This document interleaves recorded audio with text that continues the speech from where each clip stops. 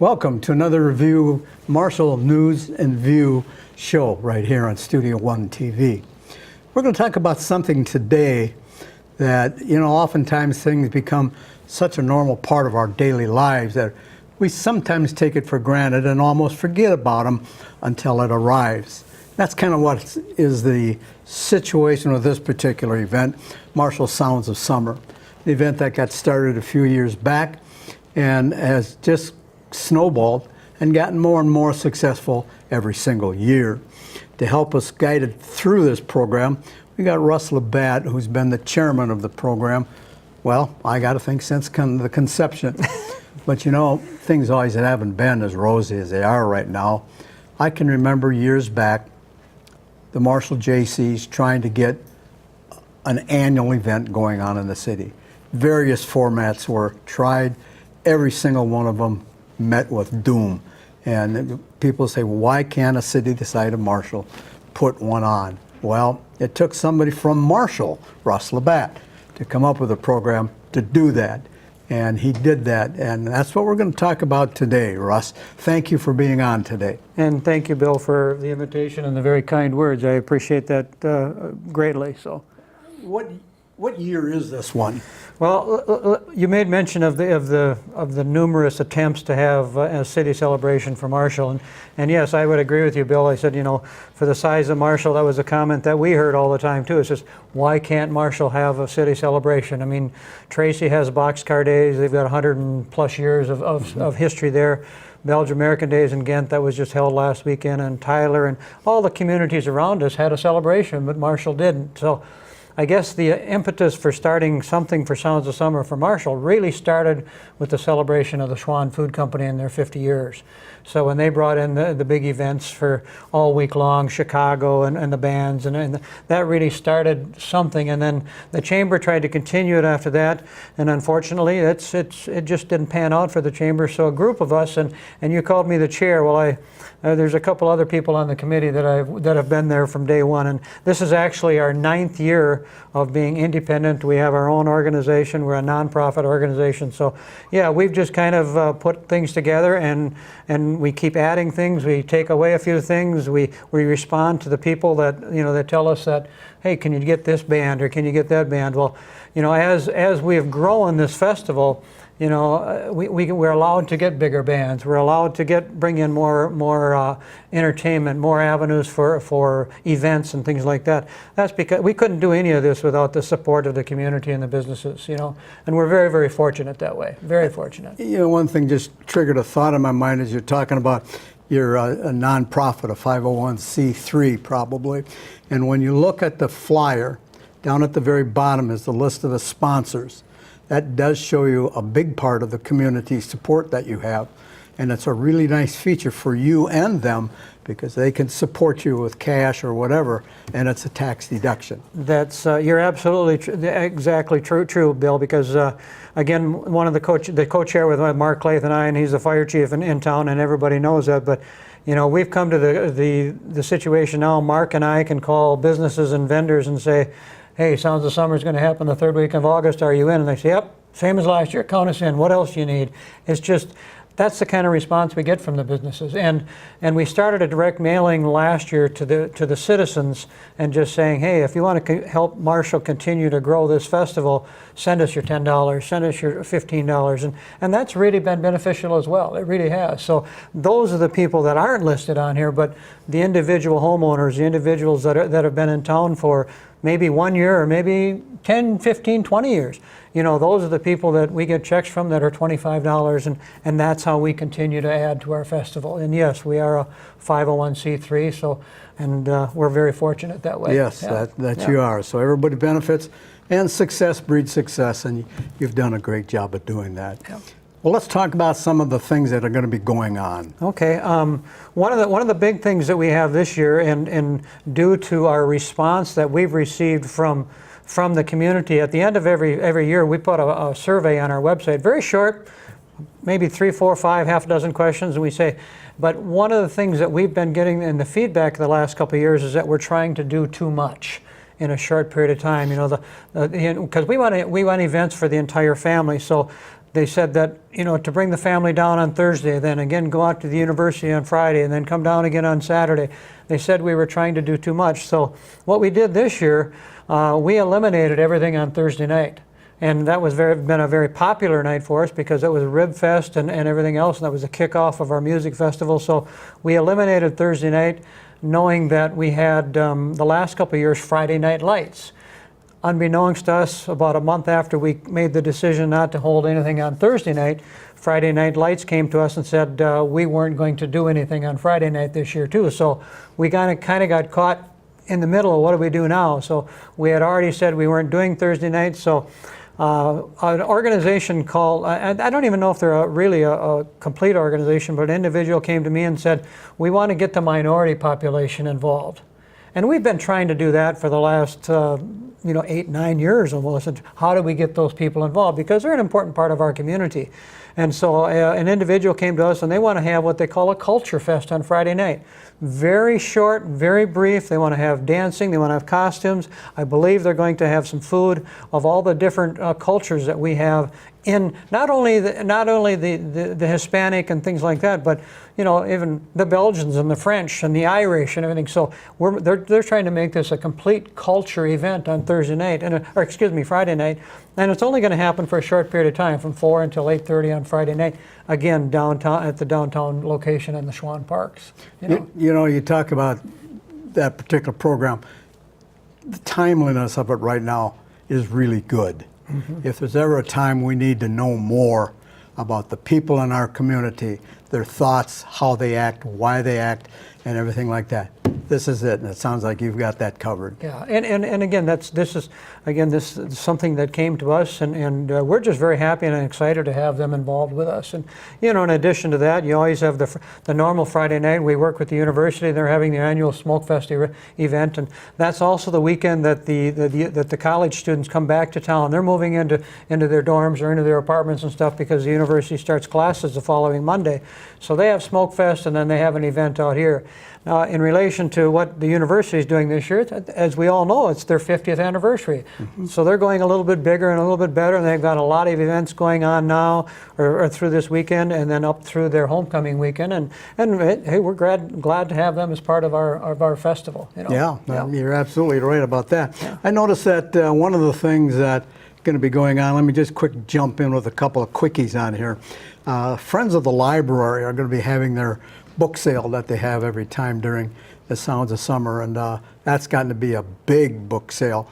You can buy used books for very, very inexpensive, and that'll be at the library Thursday through Saturday. So make sure you try to get over there if you're a reader or if you're looking for a certain book or something like that.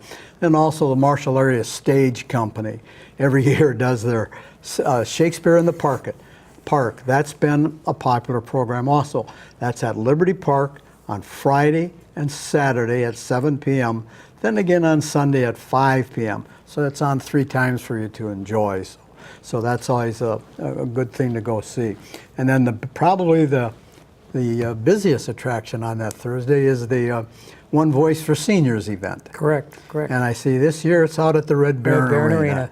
And there's Bill, that's an event that is growing. When they first approached us, and I'm going to say probably 6-7 years ago, they said, we want to get together and have something for the seniors at the Adult Community Center. And we said, great.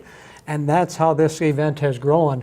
They've outgrown the Adult Community Center. So they went to the YMCA, and now they're going out to the Red Baron Arena. It's another use for that facility. So yeah, and that's kind of the kickoff for them. Thursday they can go out and listen to some old time music and have a sandwich and have a cookie or whatever they do. And it's a good kickoff because that's the generation that's probably been supportive of Marshall for a good number of years.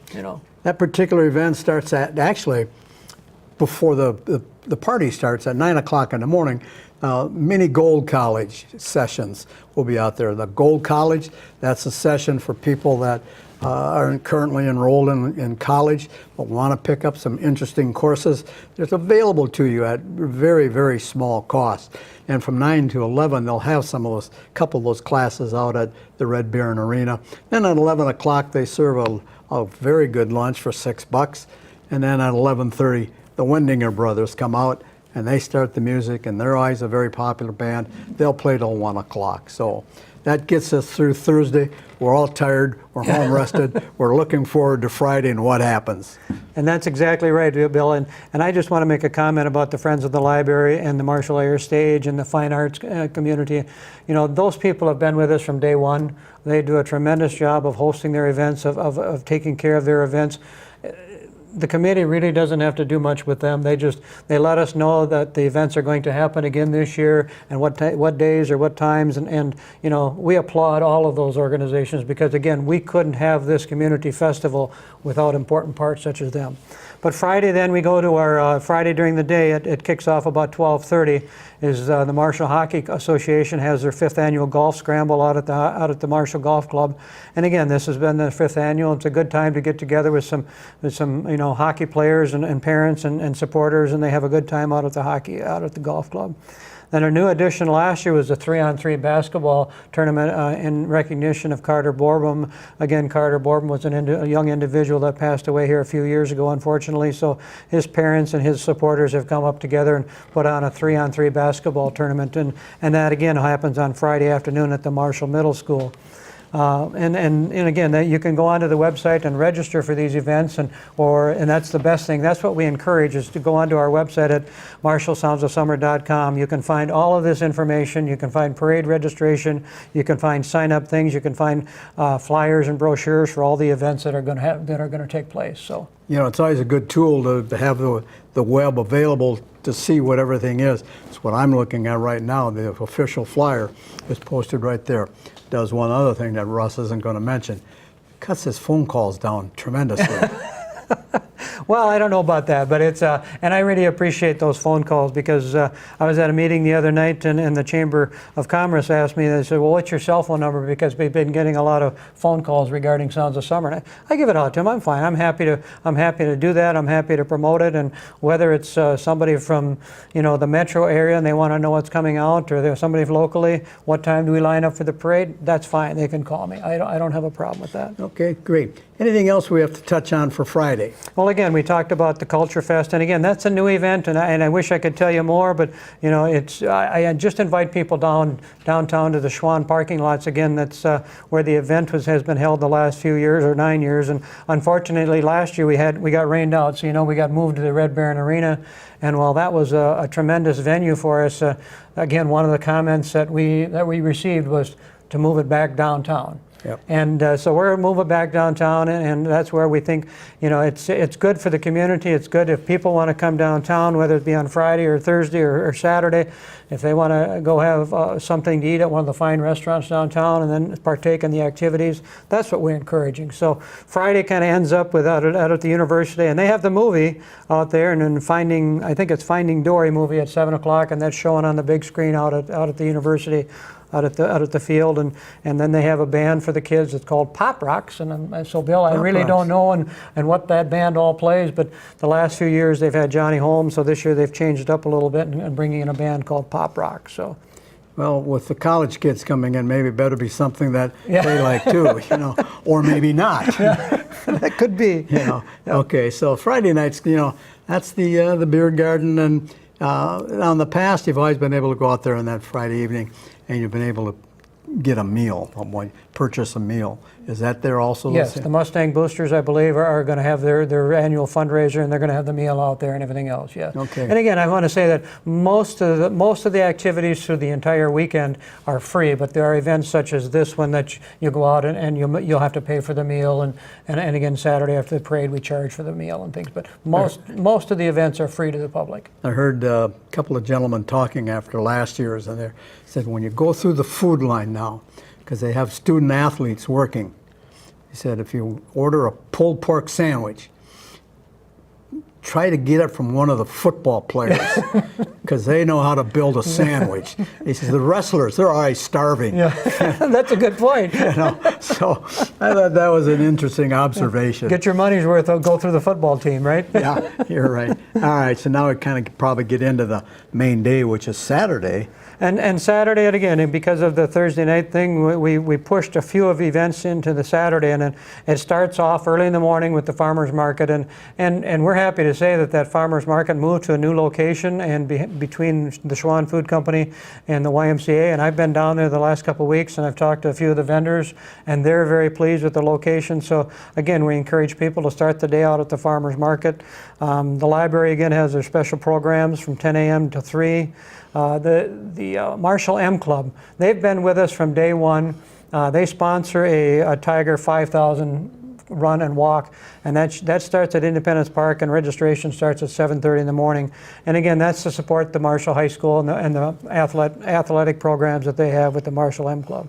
One of the more popular events, and that started a few years ago, and was the Rotary Club Pancake Breakfast, and that's moved to a new location this year. I think probably they're growing too. I think I've been the last couple of years, and they've held it at the YMCA, so they're going to move it to the Marshall Fire Station this year. So again, the Marshall Rotary Club will sponsor their pancake breakfast.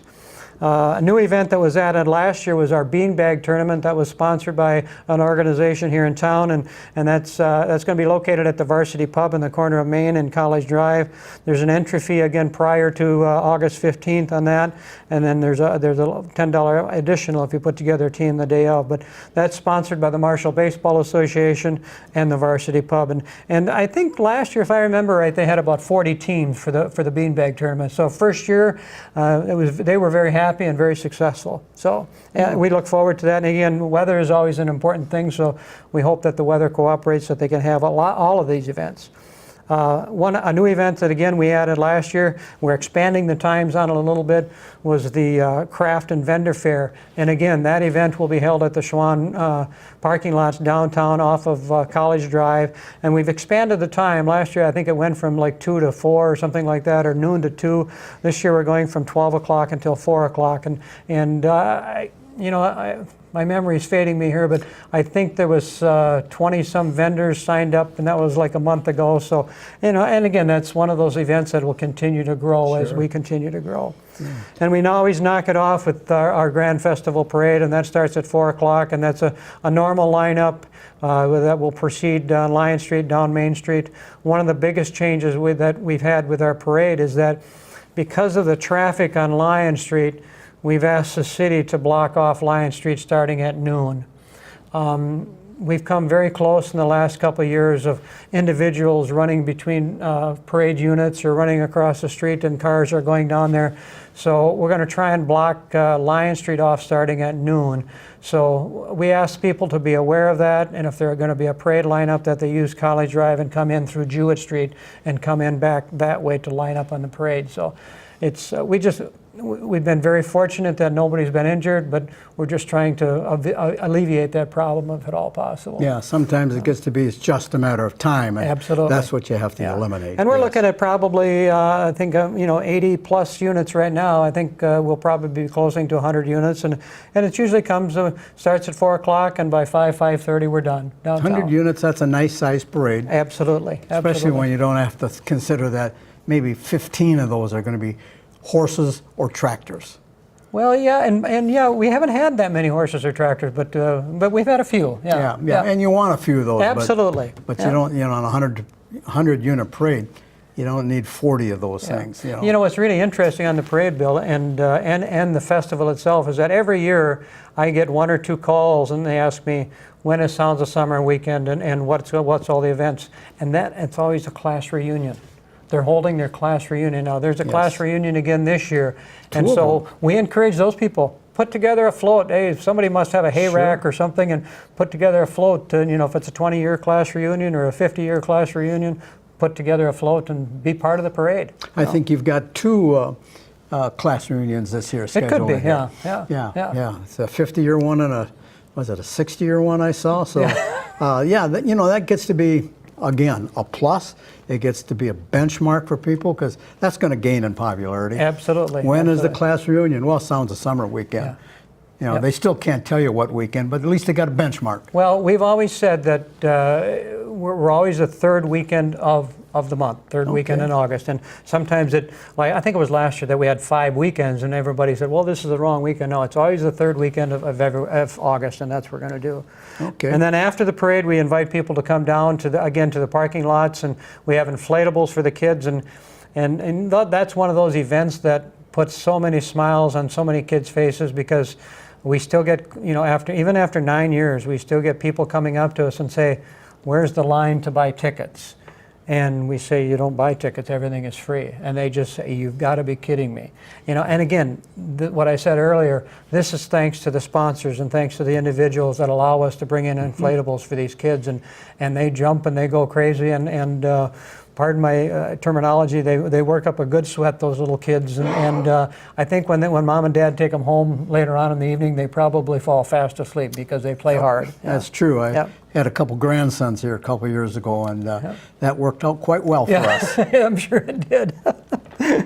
And then, we also have some other events. We have the miniature train rides, and this year an organization came to us and said, we'd like to sponsor that. Vast Broadband came to us and said, hey, is there something we can sponsor? And we gave them that idea, and they said they were going to sponsor the miniature train rides for the kids. So, and then we have the Tiger Dance Team and the little camp. They have a dance camp that weekend, and they always come down and they want to perform. And you want to see a bunch of small children and high school kids and middle school kids and put on a nice show.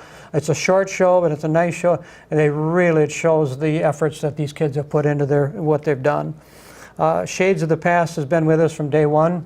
They're going to have their show and shine again this year, and they'll participate in the parade.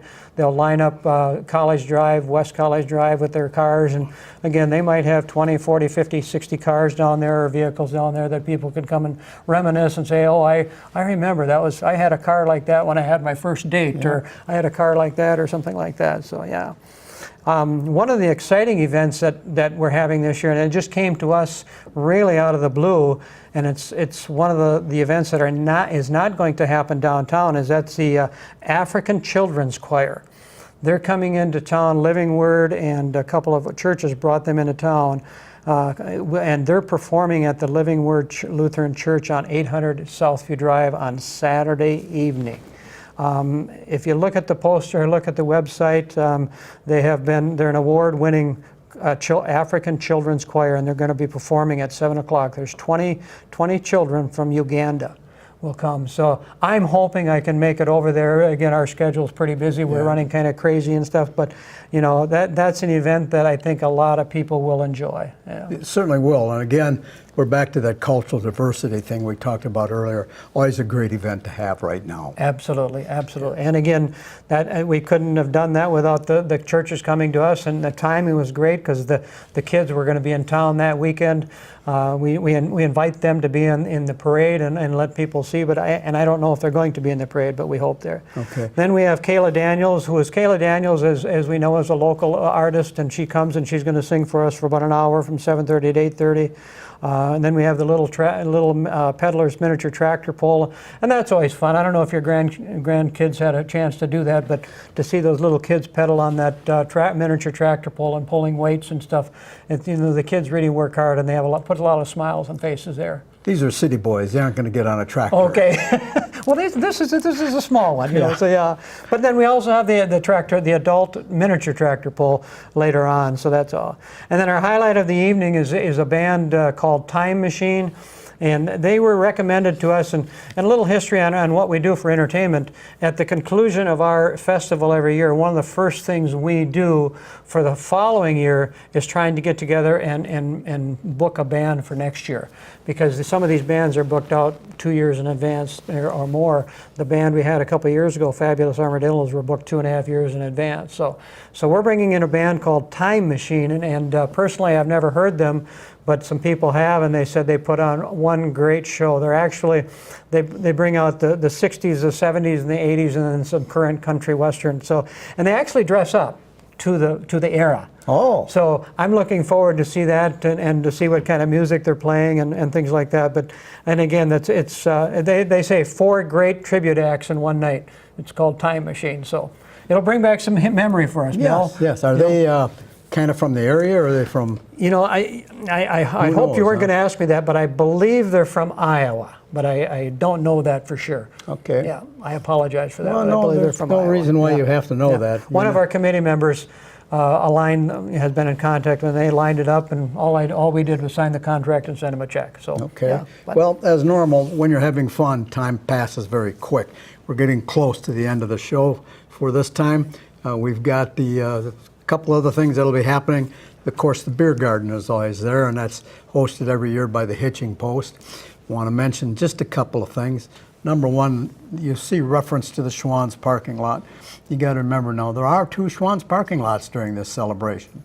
There's the one between the Y and the Schwann's building, and then there's the one across the street from Schwann's that events happen. So if you say, well, we got to go to the Schwann's parking lot, you get there, nothing's going on, go check out the other one. yeah. Check out the parking lot on College Drive. Yeah, because right, it's right. not a question of whether the event is happening. Right. It is. You just got to find out where. So that'll be an easy thing for you to do. Another thing is, if you kind of don't know where you're going, you got a question or something, you see Russ in his blue shirt, look for one of those blue shirts around. All the committee people wear that shirt, and you can stop and ask any one of them. They'll be more than happy to help you out. Absolutely, yeah. Just All right. winding things up, Bill, if I can just, Sure. Sunday is our community worship service, and that's held at Liberty Park, and that's held by Living Word and Open Door Assembly and Grace Life. Again, that's an event that I've been fortunate to go to the last couple of years, and to see the families, and that it is just growing. I mean, it's the first year to a few years later, the number of participants there. And then the always popular, and we can't thank the Marshall Fire Department enough, the splash party at the Aquatic Center.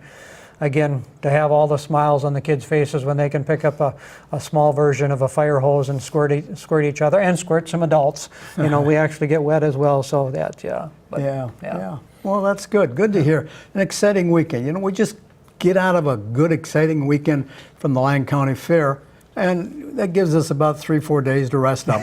Now we're right back into another great weekend here in Marshall, and that's the sounds of summer. Going to be this coming up weekend, the 17th through the 20th, all events right here in Marshall.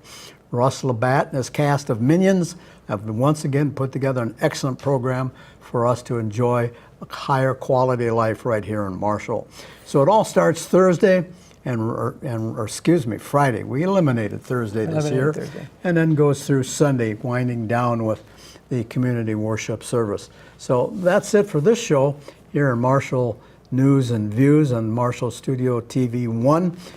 Remember, you'll find us on Facebook, you'll find us on the city website, you'll find us on the community services website, you'll even find us on Facebook. So there's no reason why you can't find this program. If somebody tells you about it and you didn't catch it, you can catch it. It's on there all the time, plus our normal regular schedule. So that's it for now. Russ, thank you very much. And thank you, Bill. I appreciate the time.